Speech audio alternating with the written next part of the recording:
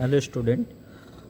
आज के एक्सपेरिमेंट में हम वेरिफिकेशन ऑफ किरचॉफ्स लॉ पढ़ेंगे। किरचॉफ्स लॉ किसी भी इलेक्ट्रिकल सर्किट और नेटवर्क को सॉल्व करने के लिए काफ़ी हेल्पफुल होता है। ये इसका दो फॉर्म है, एक है किरचॉफ्स करंट लॉ, दूसरा है Kirchhoff's voltage law. Kirchhoff's current law को हम शॉर्ट में केसीएल बोलते हैं, किरचॉफ्स वोल्टेज लॉ को शॉर्ट में हम केवीएल बोलते हैं। आपका जो एक्सपेरिमेंटल सर्किट है वो मैंने बना रखा है, देख सकते हैं आप यहाँ। ये आपका एक्सपेरिमेंटल सर्किट है। इसमें हमें 3 रिहोस्टेट की ज़रूरत पड़ती है, R1, R2, R3। 3 एमीटर की ज़रूरत पड़ती है, A1, A2, A3। और इसमें 2 वोल्ट मीटर की रिक्वायरमेंट है। एक हम सप्लाई के क्रॉस जो वोल्टेज है उसको मेजर करेंगे और दूसरा R2 के क्रॉस जो वोल्टेज ड्रॉप है उसको मेजर करेंगे। तो ये आपका एक्सपेरिमेंटल सर्किट है। यहाँ जो हम सप्लाई दे रहे हैं वो ऑटो ट्रांसफार्मर के हेल्प से दे रहे हैं। ऑटो ट्रांसफार्मर के हेल्प से हम डिजायर्ड एसी आउटपुट वोल्टेज ले सकते हैं, बिकॉज जब ऑटो ट्रांसफार्मर का आप नॉब चेंज करोगे तो नंबर ऑफ टर्न चेंज होगा, जिसके कारण आपका सेकेंडरी में आउटपुट वोल्टेज चेंज होगा। और देख रहे हैं जो सप्लाई ले रहे हैं हम ऑटो ट्रांसफार्मर के हेल्प से ले रहे हैं। तो ये आपका एक्सपेरिमेंटल सर्किट है। आप केसीएल का स्टेटमेंट जानते हो, किसी भी इलेक्ट्रिकल सर्किट के किसी जंक्शन पर टोटल इनकमिंग करंट जो है वो टोटल आउटगोइंग करंट के बराबर होता है। It means algebraic sum of total current at any point in a circuit और नेटवर्क इज इक्वल टू 0। और केवीएल का स्टेटमेंट है, किसी भी क्लोज लूप में टोटल ईएमएफ का जो सम होता है वो टोटल वोल्टेज ड्रॉप के बराबर होता है। जैसे आप यहाँ देख सकते हो, इस सर्किट का एक जंक्शन है यहाँ, है ना। तो इस जंक्शन पर आपका क्या है, टोटल इनकमिंग करंट जो होगा वो टोटल आउटगोइंग करंट के बराबर होगा। It means I1 is equal to क्या होगा, I2 प्लस I3 होगा। नहीं, I1 इक्वल टू क्या हो जाएगा, I2 प्लस I3, क्योंकि किसी भी पॉइंट पर, सर्किट के किसी भी पॉइंट पर टोटल इनकमिंग करंट जो है वो टोटल आउटगोइंग करंट के बराबर होता है। तो यहाँ I1 क्या है, I1 आपका इनकमिंग करंट है, I2 और I3 आपका आउटगोइंग करंट है। तो I1 इक्वल टू क्या लिखेंगे, I2 प्लस I3 लिखेंगे। और किसी भी क्लोज लूप में टोटल ईएमएफ का जो सम है, वो टोटल वोल्टेज ड्रॉप के बराबर होगा। तो यहाँ ईएमएफ आपका क्या है, ईएमएफ यहाँ क्या दे रहे हैं, यहाँ ईएमएफ हम दे रहे हैं आपका, क्या दे रहे हैं, आपका V है। सब यहाँ जो वोल्टेज मेजर किया जा रहा है वो आपका क्या है, V है, देख ले। तो टोटल आपका सप्लाई वोल्टेज V है। तो ये जो सप्लाई वोल्टेज है वो टोटल वोल्टेज ड्रॉप के बराबर होना चाहिए। तो क्लोज लूप हमारा कौन है, क्लोज लूप हम ये ले रहे हैं, ये क्लोज लूप ले रहे हैं ये। तो V इक्वल टू क्या होगा, V1 प्लस V2 के बराबर होगा, चूँकि किसी भी क्लोज लूप में टोटल ईएमएफ का जो सम है वो टोटल वोल्टेज ड्रॉप के बराबर है। और चूँकि यहाँ जो भी हम नेटवर्क यूज कर रहे हैं प्योरली रेसिस्टिव यूज कर रहे हैं, तो यहाँ वोल्टेज और करंट आपका सेम फेज में होगा। तो आप यहाँ फेजर सम ना कर के आप अलजेब्रिक सम बोल सकते हैं। चूँकि सप्लाई हम एसी यूज कर रहे हैं ना, तो यहाँ फेजर सम बोलना ज़्यादा उचित होगा। लेकिन हम टोटल का टोटल जो नेटवर्क है आपका रेसिस्टिव नेटवर्क यूज कर रहे हैं। तो प्योर रेजिस्टेंस में वोल्टेज और करंट सेम फेज में होता है, इसलिए हम यहाँ अलजेब्रिक सम भी बोल सकते हैं। तो किसी भी क्लोज लूप में टोटल ईएमएफ का जो सम होगा वो टोटल वोल्टेज ड्रॉप के बराबर होगा। तो इस क्लोज लूप में आप देख लो, ये देखो पेन का मूवमेंट देखना, ये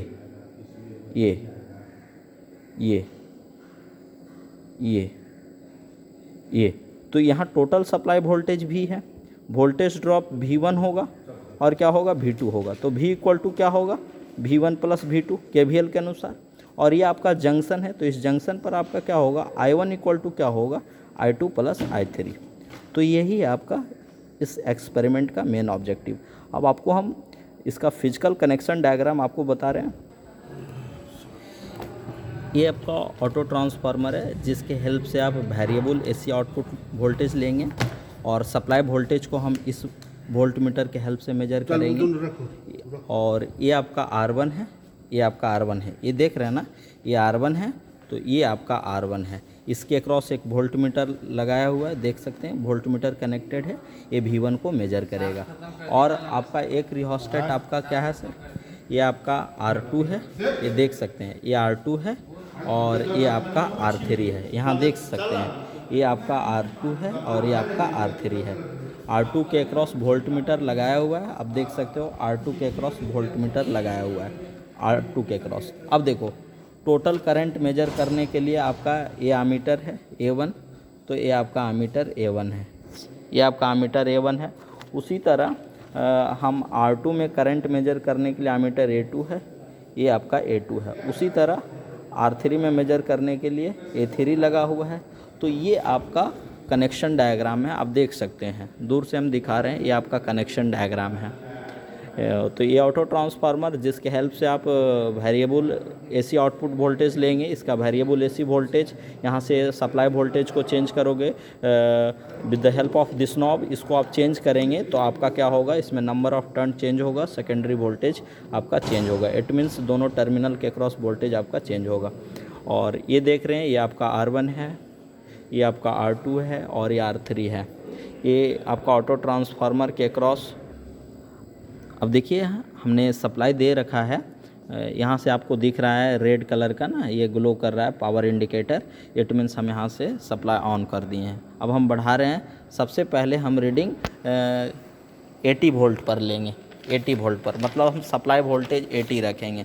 यहाँ से हमने ऑब्जर्वेशन टेबल बना रखा है, सप्लाई वोल्टेज हम 80 वोल्ट लेंगे। यहाँ से V1 मेजर कर लेंगे, कितना है देख लो, 58 है, देख सकते हैं आप, 59 के आसपास है, 59 है, 59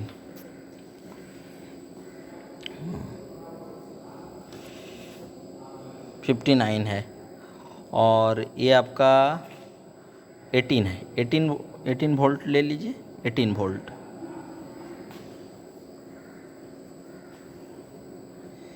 आपका सप्लाई करंट 1.2 है, 1.2 है।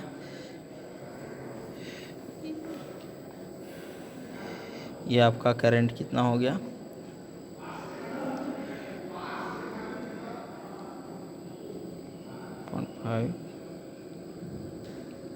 0.57 0.5, हाँ 0.57, 0.57।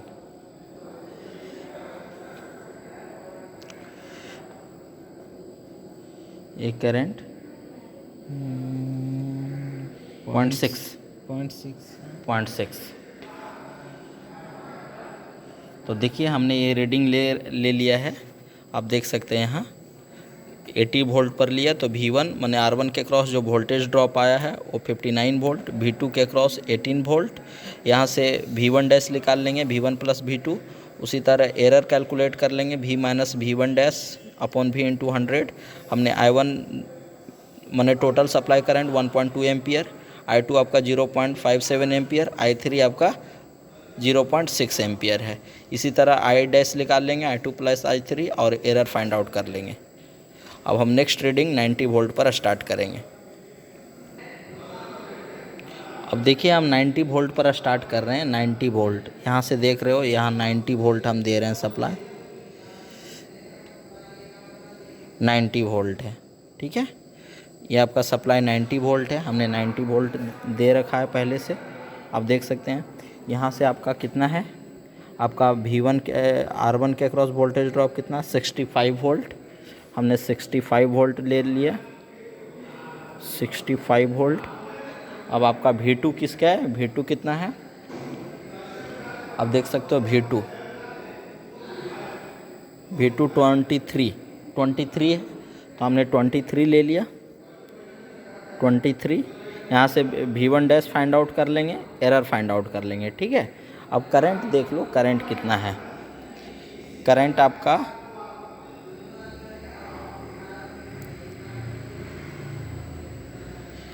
कितना है, 1.4 एम्पियर, 1.4 एम्पियर है करंट, 1.4 एम्पियर।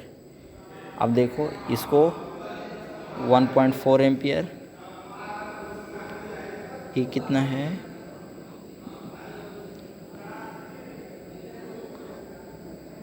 .64 है, मतलब आपका I1 .64।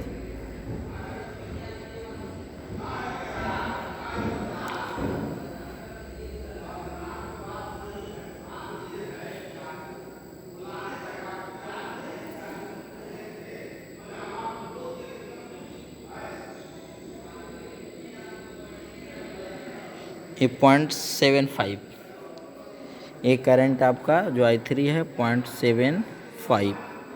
तो यहाँ से आप ए निकाल फाइंड आउट कर सकते हो, आई डैश फाइंड आउट कर सकते हो, आई डैश, उसके बाद एरर कैलकुलेट करोगे। तो इसी तरह हम आगे भी रीडिंग लेंगे, 100 वोल्ट पर लेंगे, 100 वोल्ट पर लेंगे, उसके बाद 110 पर देख सकते हैं। आगे हम रीडिंग 80 पर हमने लिया, 90 पर लिया, 100 पर आप लोगे, 110 पर ले लेंगे, 120 पर लेंगे। तो ये दो रीडिंग आपने समझ गया कैसे निकालेंगे। यहाँ से देखो V1 डैश फाइंड आउट कर सकते हैं, V1 plus V2, V1 V2 पता है, एरर फाइंड आउट कर लोगे। देखो टोटल सप्लाई करंट ये पता है, I2 I3 फाइंड आउट किया हुआ है, तो आई डैश निकाल लेंगे, I2 प्लस I3, एरर हम फाइंड आउट कर लेंगे। अब आगे जो रीडिंग लेंगे 100 वोल्ट, 110, 120, वो हम रीडिंग ले लेते हैं, क्योंकि वीडियो बहुत लंबा हो जाएगा, ज़्यादा MB का हो जाएगा। तो इस लैब एक्सपेरिमेंट में इतना ही। और कोई भी डाउट होगा, कोई भी प्रॉब्लम होगा, तो आप हमें जब एक्सपेरिमेंट चलेगा, वीडियो चलेगा लाइव, तो उस समय आप हमसे एराइज कर सकते हैं। Thank you.